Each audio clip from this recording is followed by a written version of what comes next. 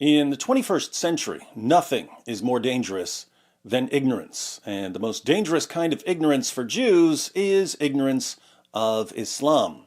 Islam has a lot to say about various groups, Jews, Christians, polytheists, women, and so on. And it's important for these groups to understand what Islam says about them, because what Islam says about them will have an ever-increasing impact on their groups as Islam spreads. The Quran contains numerous verses about Jews, some nice and some not so nice, and the Quran's claims about Jews have been affecting Jewish-Muslim relations for 14 centuries. For Jewish viewers who would like to know what Islam says about them, but don't have much time to study the Muslim sources, I've put together the shortest possible list of relevant Quran verses. There are dozens of Quran verses about Jews that we could examine, but we're going to focus on just 3, all from the same chapter, Surah 5. Keep in mind that we'll only be talking about what Islam, an ideology, claims, not what a particular Muslim believes. If you're a Jew, you may have a Muslim friend or coworker who's the nicest person in the world and who has no problem with you or with your religion or with Israel. We're not discussing what individuals believe. We're discussing what Islam teaches. And we can get a nice overview by reading just 3 verses. Our first verse is Surah 5, verse 32.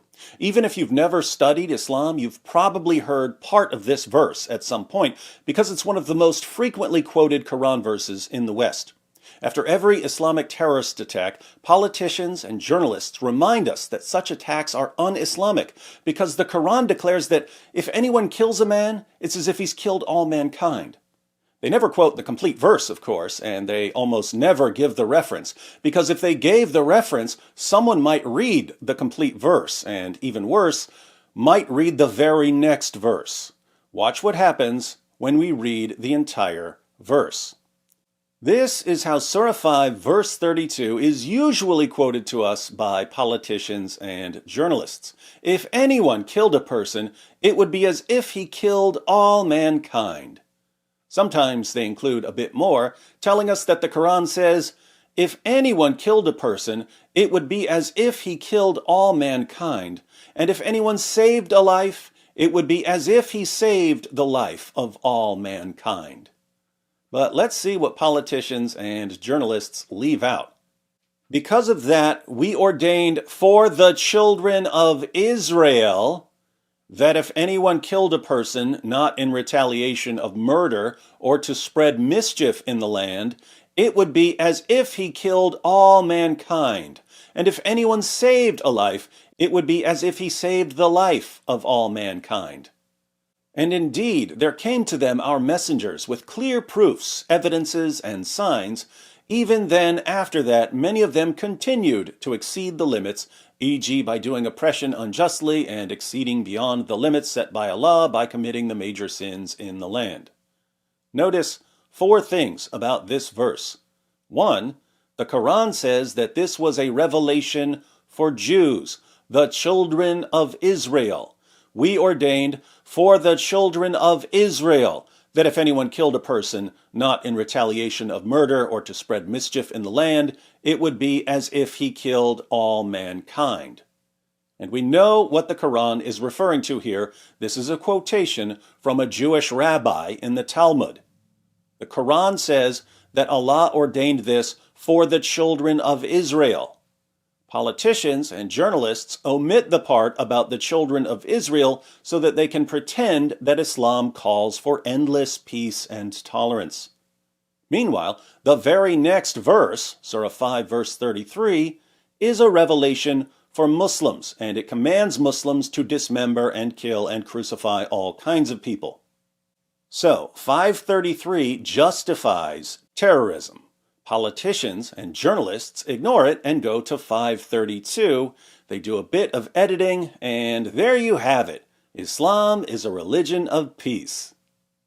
2, since this is the standard verse quoted by Muslim apologists and politicians and journalists to show that Islam is a religion of peace, we should always point out that the most peaceful verse in the Quran is actually a quotation from the Talmud.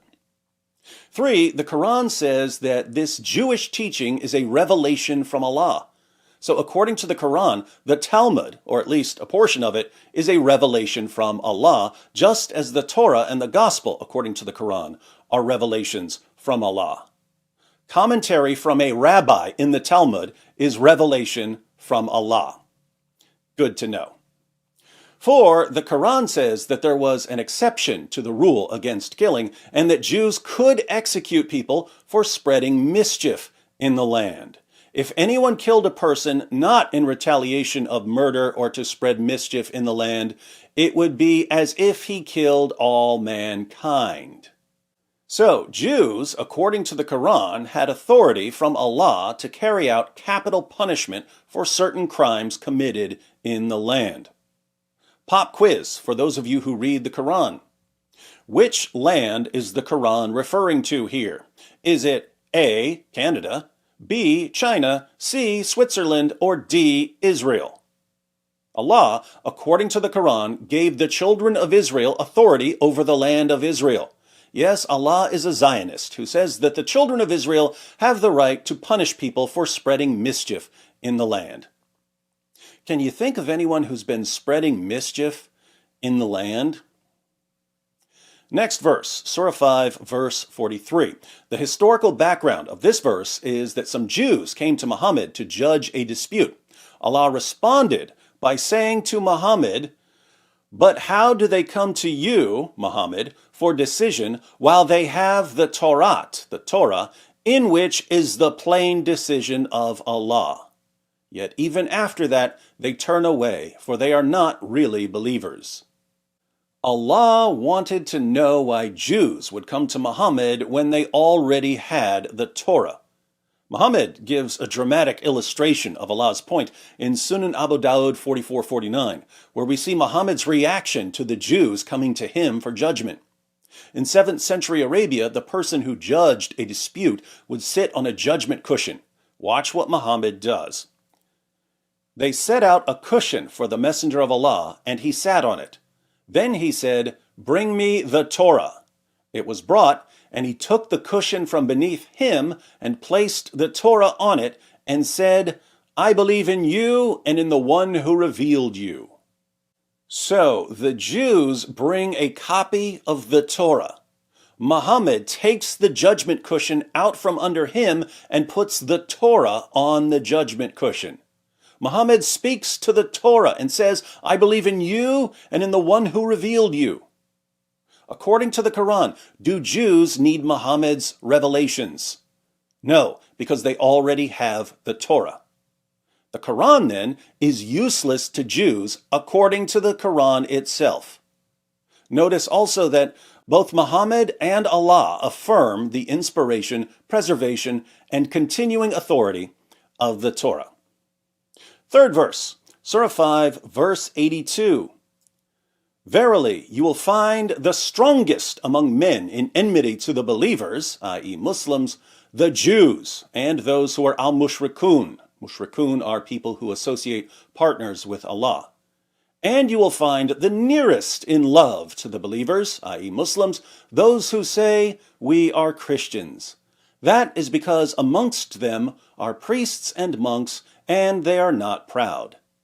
So, the greatest enemies of Muslims, according to Surah 5, verse 82 of the Quran, are Jews and those who associate partners with Allah. And the closest in love to Muslims are Christians.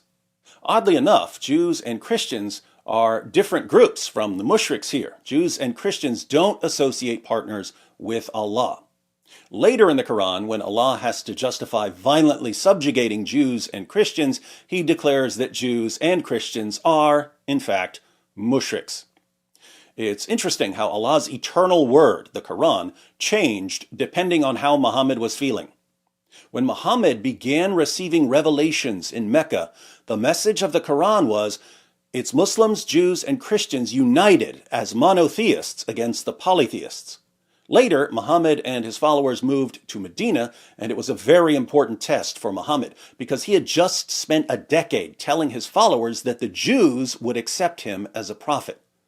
Muhammad had assured his followers that there were prophecies about him in the Torah, book of Trust Me Bro, chapter Just Take My Word for It. But now that the Muslim community had moved to Medina, where there were 3 tribes of Jews, Muslims finally had an opportunity to see if Muhammad was right. In a shocking blow to Muhammad's ego, the Jews rejected him as a prophet and mocked him for his ignorance. That's when the message of the Quran changed to Muslims and Christians are united against pagans and Jews, as we read in Surah 5, verse 82. Eventually, Christians also rejected him as a prophet, so the message of Islam became, it's Muslims against everyone. So Surah 5, verse 82 is from the middle period when there was still hope that Christians would accept Muhammad. Again, it's strange that an eternal book would be so heavily influenced by Muhammad's interactions with non-Muslims. Sadly, the Quran's claim that Jews are among the greatest enemies of Islam because they rejected Muhammad has had a lasting impact on many Muslims and even on their view of future events. In Sahih Muslim, number 7339, Muhammad says, "The hour, the day of judgment, will not begin until the Muslims fight the Jews, and the Muslims will kill them, until a Jew hides behind a rock or a tree, and the rock or tree will say, 'O Muslim, O slave of Allah, there is a Jew behind me, come and kill him.'" Putting all of this together, the Quran says that Jews were given not only revelations from Allah, including the Torah and the Talmud, but also a piece of land where Jews can enforce their laws against those who make mischief. The Quran says that Jews don't need Muhammad because they have the Torah, the inspired, preserved, authoritative word of Allah. But for some reason, even though Muhammad and the Quran are useless to Jews, they're still supposed to acknowledge Muhammad as a prophet. Since they don't, Islam declares that Jews will be the enemies of Muslims until Muslims kill them to usher in the end times. Not very comforting, but that's what we find when we read the Muslim sources. Now, if I were a Jew, and I knew what Islam teaches about Jews, and I saw the impact that Muhammad's teachings have on the world, I would probably spend some time responding to what the Quran says about me and my family and my community. And if anyone asked me, "Why are you criticizing the Quran?" I would calmly reply, "Look, the Quran talked about me and my family and my community long before I said a word about the Quran. And if you don't think that I have every right to respond to Islam's most trusted sources calling for our violent subjugation, you have my full permission to cry me a river. I am not, never have been, and never will be your dhimmi. Deal with it."